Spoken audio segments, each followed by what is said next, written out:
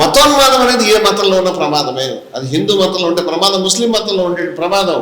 ఇవాళ సవాల్ చేసి మతోన్మాదాన్ని ఎట్లా ఎదుర్కొంటావు? భారతదేశం మొత్తం మీద ఎవరి దగ్గర వ్యూహం లేదు. మతం అంతా దుర్మార్గమే, మతం అంతా కూడా మత్తు మందే, మతం అంతా కూడా చీకటే, మతం అంతా కూడా మౌఢ్యమే అని ప్రచారం చేశారు. మతోన్మాదం మీద రాయేసి కొట్టరా అని చెప్తే మతాన్ని కొడుతున్నాడు ఈ రాయిటేసి. మతంలో చాలా గొప్ప విషయాలు ఉన్నాయి, మేము చెప్తున్నాము. వేదం RSS కు వ్యతిరేకం. వేదం మాకు అనుకున్నాం, వేదం మాది, ఉపనిషత్తు మాది, ఖురాన్ మాది, బైబిల్ మాది. బైబిల్లో పక్కవాడిని ప్రేమించమని చెప్పింది మాది, నీకు కాదు.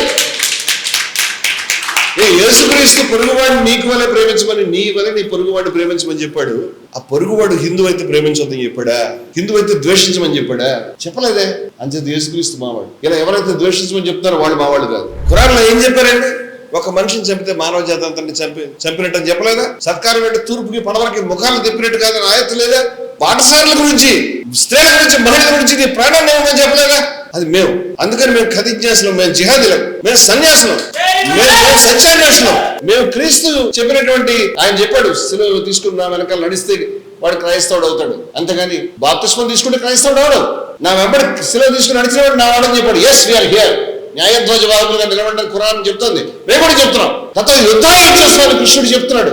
సుఖ దుఃఖ సమీకృత్వ లాభాలు జయాజయాలు మేము చేస్తాం యుద్ధాన్ని. మతోన్మాదాన్ని ఎదిరించి రణక్షేత్రంలో ప్రాణాలు ఇవ్వడానికి జయభారత్ కార్యకర్తలు సిద్ధంగా ఉన్నారు. హిందూ ముస్లిం మతోన్మాదాలు ఏవైనా కానీ మాకు తేడా తెలియదు.